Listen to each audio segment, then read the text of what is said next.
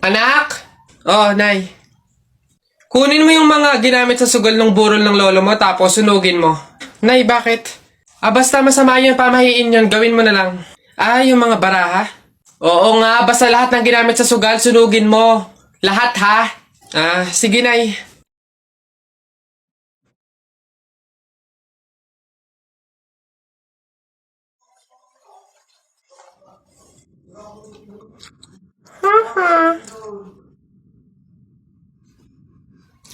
Nasaan yung mga pera dito? Yung mga pinanalo pong pera dun sa sugal ng burol. Sinunog ko na rin po na kasi sabi nyo nga po sunugin ko yung mga ginamit sa sugal eh. Ha? Bakit mo sinunog? Buti naman anak, makakalipat na tayo ng bahay. So nga Nay, buti na lang makakalipat na tayo sa mas maayos na bahay. Pero may tanong ako, bakit ang daming kasabi na pamahiin daw kapag daw lilipat ng bahay at paalis na, wag na daw lilingon dun sa bahay na yun kasi may mangyayari daw masama? Bakit kaya? Nak, bakit mo ba natanong? Nay, gusto ko sanang lumingon para masulyapan yung bahay natin. Syempre, tagal na din naman natin tumira dyan, kaya napamahal na rin tayo. Bago man lang tayo umalis sana na masulyapan ulit kahit saglit. Hindi anak, sige lang lumingon ka lang. Hindi naman tayo naniniwala sa mga pamahiin na yan, di ba? Walang mangyayaring masama, panigurado, promise. Sige Nay. Hoy, kayong dalawa. Ano? Ganon-ganon na lang yun? Aalis na kayo agad, ha? Hindi nyo pa nga tapos bayaran yung upa sa bahay Pati yung ilaw at tubig, hindi nyo pa tapos bayaran, tapos aalis lang kayo, ha? 10 yung pinapakain kong anak, tapos yung asawa ko batugan pa, tapos aalis kayo, hindi kayo magbabayad. Ang kakapal na mukha nyong lahat. Hindi ako papayag. Balik! Uwi! School life. Kahit walang kain, basta walang absent. Kahit late, basta may attendance. Kahit di na kaya, kakayanin pa din. Kahit wala ng allowance, papasok pa din. Kahit hindi magaling sa academics, mag-aaral pa din. At kahit stress na, lalaban pa din. O ano, okay ka pa? Kaya pa ba? Laban lang, makakatapos din tayo. Lagi nyo sinasabi na pangit ako? Akala nyo ba hindi ko kayang patunayan na mali kayo, ha? Watch and learn. Hello po. Uy, Pogi! Ano hanap? Bangus, tilapia. Mura na to. Uy, grabe. Uy, Pogi! Bagong! Kakagaling naman Cebu. Bago lang to. Dali na. Uy, timbangin mo na yan. Biling ko na yan lahat. Sige na, makakauwi ka na. Biling ko na yan. Pogi! Prutas, bili na. Bagong pitas to. Dali na. Pogi to talaga. Yan din. Pakayawin ko na lahat yan. Sige na. Ngayon yung sabihin pangit ako, ha?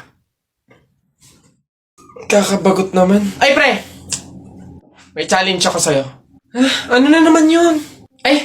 Wag na nga pala. Pang tunay na lalaki nga lang pala yung mga challenge ko. Wag na na. Bakla ka nga pala. Wag na na. Kulit naman sabing walang bakla dito, tol. Sige nga. Duraan mo nga yung hawakan dun sa hagdan. Dali. Yan. Ang dali-dali lang yan. Minsan hirapan mo naman, ha? Minsan. Dali-dali. Ita mo, ha? Wait lang, ha?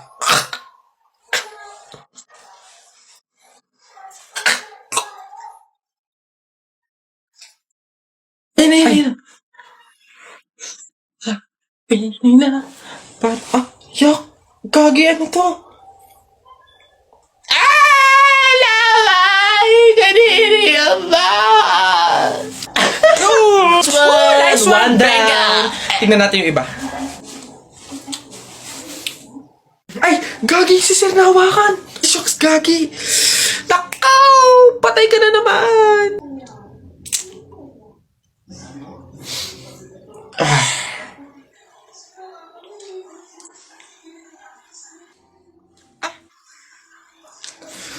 Pumunta kayo sa guidance. Hoy, Mark, Jun, Alex, may tanong ako. Anong gagawin nyo kapag kayo na lang tao sa mundo? Dali-dali. Basta sasakay ako sa mga Ferrari, sa helicopter, tsaka sa mga eroplano. Tapos okay lang kahit ibangga ako kasi wala na namang mga pulis Ay, lalo sa akin. Pupunta ako sa Star City tapos sasakyan ko lahat ng mga rides doon. Eh, ikaw na nga lang mag-isa eh. Sino magpipindot nun? Ayo nga. Ayun na yung sa inyo ah. Basta ako wala namang makakakita sa akin. Maguhubad ako. Ay! Diyos ko! Sabaw na naman to panigurado. Wala na nga sabaw. Hingi pa ng hingi. Tignan natin ngayon. Hello sir, again and again and again and again. Ito na po sabaw nyo. Yan. Oh, sarap niyan. Salamat, salamat.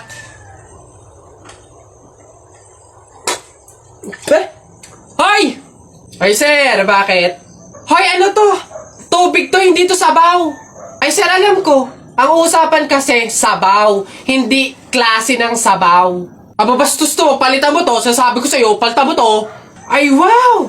Kayo pa tong galit ha? Eh malamang ubos na yung sabaw namin, kakahingi nyo. Pang 100 sabaw lang naman yung hiningi nyo kanina, kaya naubusan na kami. Kapal naman ito, buto-buto na nga yung ulam nyong manok. Para lang mapakinabangan nyo yung only rice namin, kaya ka nagsisabaw ng sisabaw dyan. Ha, ganon. Eh anong gagawin ko dito? Ah, hindi mo alam yung gagawin mo? Ako alam ko, isabaw mo yan sa only rice mo. Gawin mong sabaw tubig. Face ito.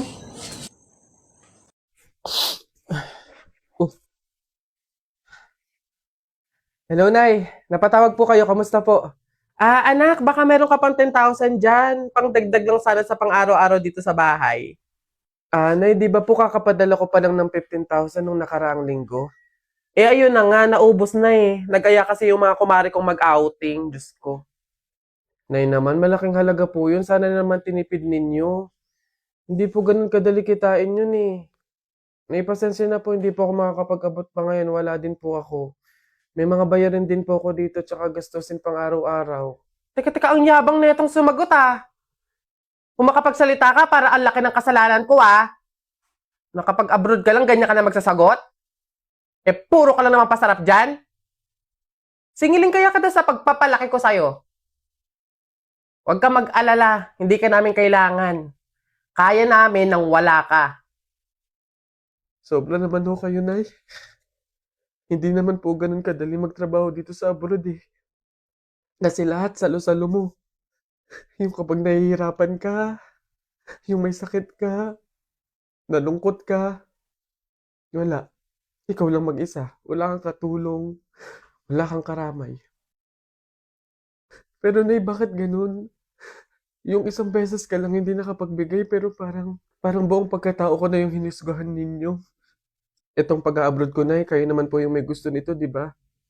Hindi po ako. Gusto ko po kasi na maging doktor talaga eh. Yung makakapagbigay ako ng tulong sa mga tao. Yung makakapaggamot ako ng libre. Yun talaga na eh. Kaso mahirap kasi tayo eh. Kaya itong pag-a-abroad ko, pinili ko na lang to para sa inyo. Na yung pasarap po ba na sinasabi nyo?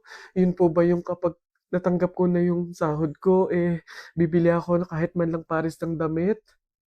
Yung pasarap po ba na sinasabi nyo? Yun ba yung kapag after kong magtrabaho, magpakapagod dito sa abroad, yung kakain ako ng masarap kahit isang beses lang? Yun po ba yun, Nay? Pasensya na po kayo, Nay, ah. Kasi minsan, sa tanang buhay ko, hindi ko naranasan yung ganun eh. Kaya yun man lang, Nay, mabigay ko sa sarili ko, maregalo ko sa sarili ko. Kasi wala naman akong choice eh. Kundi yung piliin lagi yung pamilya ko para tulungan kayo. Yun nga man lang, Nay, na kamustahin niyo ako. Kailan ko kaya ma-experience na yung tatawag kayo sa akin, yung magme-message kayo sa akin para kamustahin lang ako. Yung hindi yung manghihingi kayo ng pera, yung hihingi kayo ng ganito. Pero wala eh. Hindi ko alam, Nay. Hindi ko alam kung bakit sa kabila ng paghihirap ko, sa kabila ng pagpili ko sa pamilya ko kaysa sa pangarap ko, hindi ko alam, Nay, kung bakit ganito pa yung mga sinasabi niyo sa akin.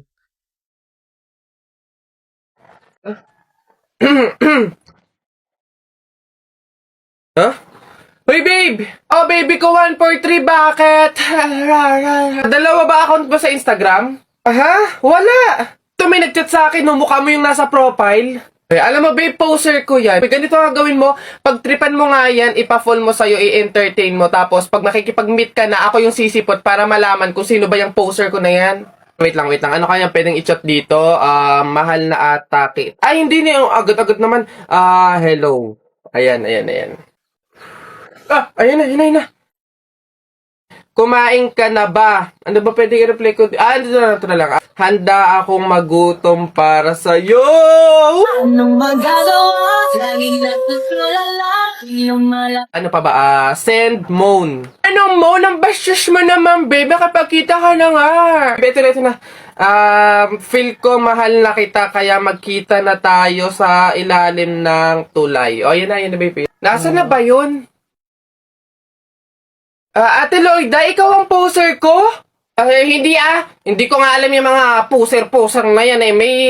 May tinitignan lang ako ditong kangkong. Huwag ka na magkaila, huling-huli ka na. Ikaw lang naman yung kausap ng jowa ko na magkikita kayo dito sa ilalim ng tulay. Bakit mo naman nagawa yun? Di mo naman sinabing may asim ka pa pala? Pasensya ka na, Iha.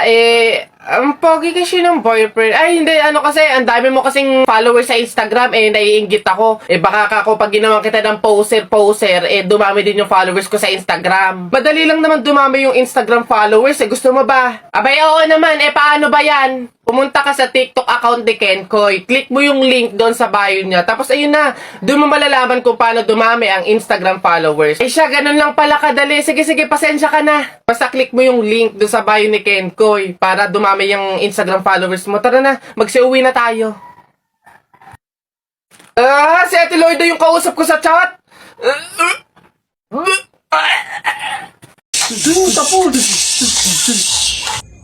Hi sa inyo, ako nga pala si Buboy, bagong lipat lang kami dito eh. Oo, nakita namin kayo kagahapon nung naglilipat. Sali ka ba sa laro namin? May pellet ka ba? Tara, baril-barilan tayo, ano? Ay, sorry, hindi na ako naglalaro ng mga ganyan-ganyan simula nung nakilala ako sa barangay namin dati eh. Magaling kasi ako sa flip-top. May kilala din kami dito eh, yung si Jepoy. Magaling din yung sa flip-top eh. Tatalunin ka nun. Di tawagin niyo yung Jepoy na yan. Sabihin niyo, labang kami sa flip-top, ano? Tatalunin ko yan, mas magaling ako eh. Baka akala niyo. Hoy, Jepoy, may naghahamon sa'yo ng flip-top sa kanto, yung bagong lipat na si Buboy. Kalabanin mo nga, ang yabang-yabang eh. Mas magaling daw siya sa'yo sa flip-top, tatalunin ka daw eh. Sige, asan yan? Turo niyo sa akin. Panapok din talaga sa akin yan. Hoy, ikaw yung umahamon sa akin sa flip-top, ang yabang mo laban tayo para magkaalaman. Tara, para malaman ko sino mas magaling. Ako unang banat nakita ko nanay mo pumunta sa Mindoro, walang madaanan, pumunta sa Inidoro. Ayun! Yun na yun, short mo green, damit mo green, 2022 na support ka pa rin! Yeah! Sus, A, B, C, D, elementary, high school, college, di ka patuloy! Ayun! Eto, nakita ko tatay mo sa ilog, kumidlat, kumulog, laglag, pati itlog! Yeah! Nasaan ba yung batag? Ay, babay! No, wala ka pa. Ay, nay! Kakalipat mo pa lang dito, nakikipag-away ka kaagad Umuwi ka dun matulog! Talba lang tayo walang talo sa atin. Babalikan kita.